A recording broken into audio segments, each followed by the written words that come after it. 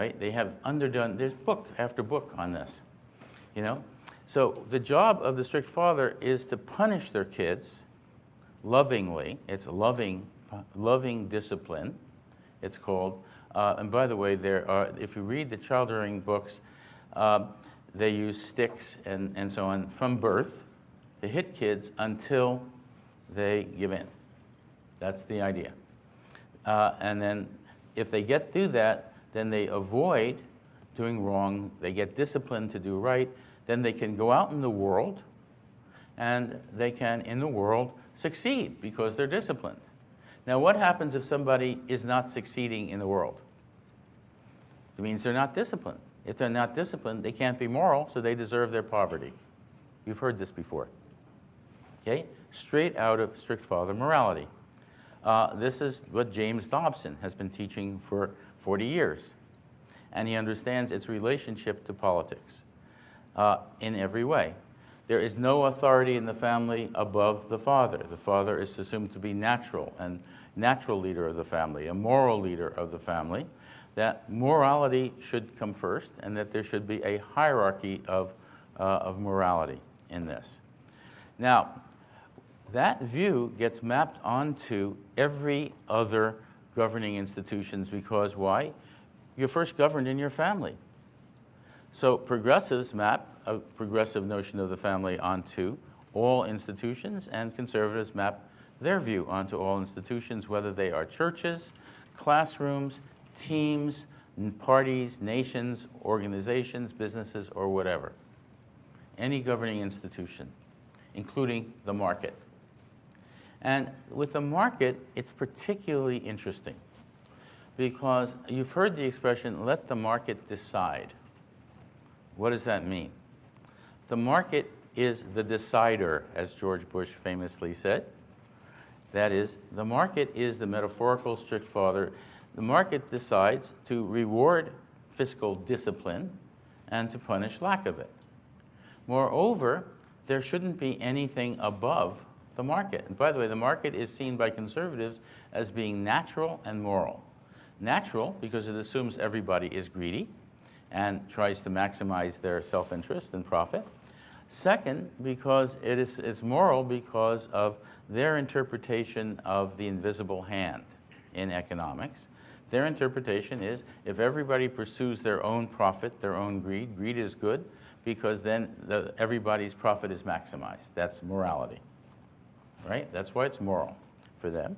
And therefore, there should be nobody above the market. Just as in no authority higher than the strict father, no authority above the market. What does that mean? No regulation, no taxation, no worker rights, no unions, no tort cases, and no science that would contradict the market. Science that goes along with it is fine. Global warming, no. Okay? That is, there is a structure to this. This is not arbitrary. If you make a list of conservative positions, they all fall out. And there's a further hierarchy, which is extremely important that you guys find all the time. The idea is the most moral people should rule from their moral perspective. Well, how do you know? Well, they say in a well-ordered universe, ordered by God, look at it. God above man, hierarchy. Man above nature. Nature is there to serve you. You can use it as anything you want, as your resource. Adults above children. You can, children are yours to beat and take care of and train, adults above children. Western culture above non-Western culture. United States, your country, above other countries. And then by the way, most conservatives have most of that. Then there are other parts of it. Men above women, straights above gays, whites above non-whites, Christians above non-Christians. You've heard this hierarchy. You encounter it daily. We all encounter it daily, right? It follows from applying a strict father notion of the family metaphorically to every governing institution, every single one in society. Now, let that sink in for a minute. You also get out of this two opposite views of what democracy is. There's a progressive view. And progressive view says, very simply, democracy starts with citizens caring about each other. And they work through their government to provide public resources for everybody. Public resources that protect people who need protection, that provide resources for business, for a reasonable life, etc. So you can't start a business if you don't have sewers, roads, bridges, airports, the internet, done through the ARPANET, through computer science, done by the government. If you don't have satellite communication, done through NASA. All of those things, if you want to have a business and educated workers, through mostly public institutions, if you want to have a business, you had better understand you are using public resources that other citizens have provided for you. Most conservatives can't understand this at all. It doesn't fit the brain because they have a different view of democracy. Democracy is about personal responsibility alone. It is about liberty. The liberty to exercise your personal responsibility without interference from the state, without help from anyone else, and without the responsibility to help anyone else. You've seen that one before. You see it every day. You see it in Congress. You have two opposite views of democracy based on two opposite moral systems that are applied in every sphere of life, whether it's the classroom, whether it's the city, whether it's a community, whether it's a team, religion, doesn't matter. Two opposite views. You have, in religion, two opposite views of God, the strict father God and the nurturing God. Opposite views all the time. That's what we're dealing with in this society. Now, one of the most interesting and good things that comes out of this research is the following. There's a phenomenon called biconceptualism. That is, people have two moral systems. And at least a third of the population does. Think of moderates. Now notice, there's no ideology of the moderate.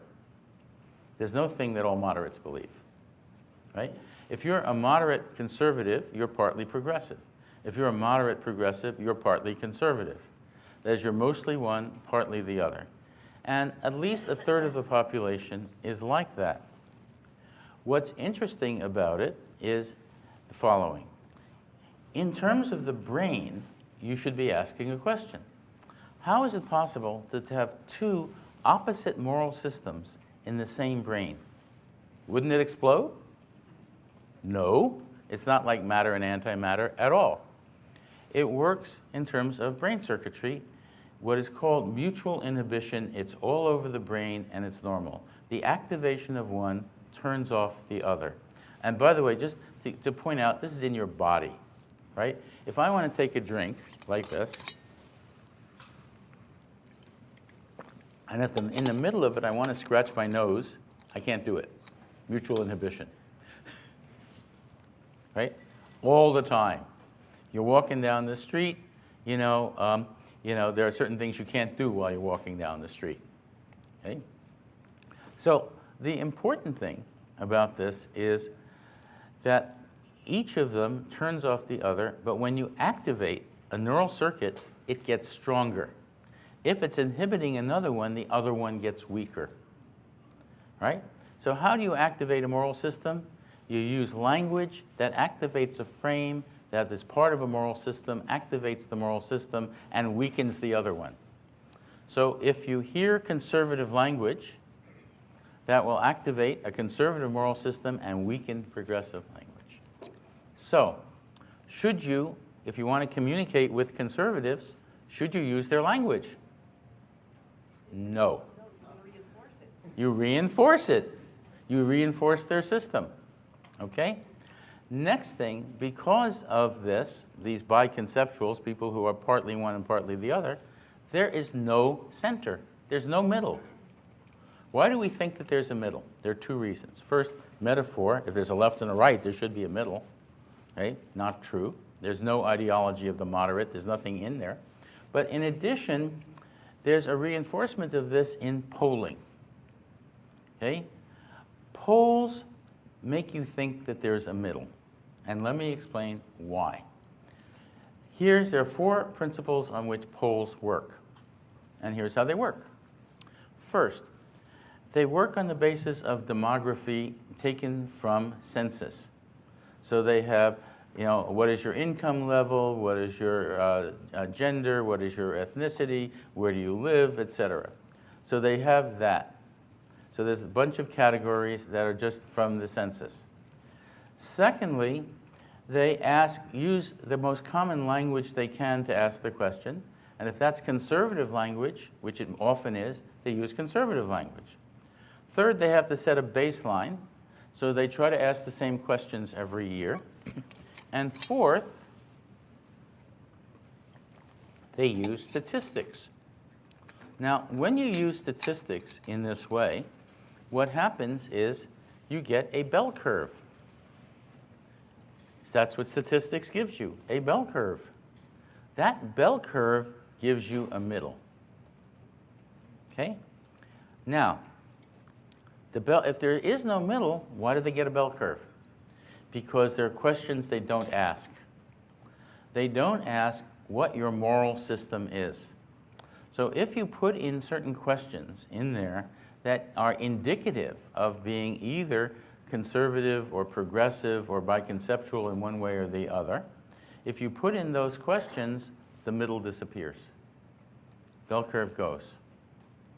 Now, let me just tell you a little story. I was giving a talk in Rome in the fall at a group of Open Society Institute folks, and there was a pollster there from Bulgaria who stood up and said, I work in the old Yugoslavia, and the countries I work in have people who hate each other. They still hate each other. And when I do polls, if I do it on the basis of simple demography, leaving out the basis of the hatred, I get a bell curve every time. If I put in the basis of the hatred, the bell curve disappears, I get 2 lumps. Same thing happens when you put in the progressive and conservative moral systems, if you put it into the poll, but pollsters don't do that. Okay? So very important that you understand something about polls. This can be changed. We've written polls that are different, but current polling organizations don't do that at all. That's changeable. So that's part 1 here about polls. Secondly, Democrats follow the polls and Republicans lead them, change them. Have you noticed this? Why? The reason is when you ask Democratic leaders in Congress about this, they say, I serve my constituents. The polls tell me what they think and how I should serve them. The conservatives say, oh, well, I want my constituents to do what I want them to do, so I want to change the polls. You need to change the polls. That's what it means to have a communication system that does this, because the language changes brains. This isn't Frankenstein. Every time you learn anything, you learn any fact at all, your brain changes. That is, circuits are strengthened, and every time, and it doesn't matter what you learn. You learn something right now, your brain has changed, hopefully, since the beginning of this lecture. And it's important that your brain is changing. It's changing all the time. But the way it's changing is important, and the conservative system of communication is set up to change brains to make people more conservative, to activate that moral system. And the more their moral system is activated in someone's brain, the more likely it will spread to other issues, to be bound to other issues. And that's a very important thing. That's been going on for 40 years. Okay? They have 40 years of this. Now, the next thing you need to know is what conservative populism is. It asked the question, what's the matter with Kansas, was the question. Why is it that poor conservatives vote against their interests? And there's a very good reason for that. And let me tell you first its history, and then you'll see what it's about. In 1964, Johnson beat Goldwater 63 to 37%, and working people wanted to be liberals. They were, in fact, in good unions and had decent jobs and so on at that time. In 1967, Nixon ran for the presidency, and he had the job of getting working people to vote for him. So why would working people vote for Nixon? Well, Lee Atwater and Roger Ailes, the same one from Fox News, only he was younger then, went out and figured it out.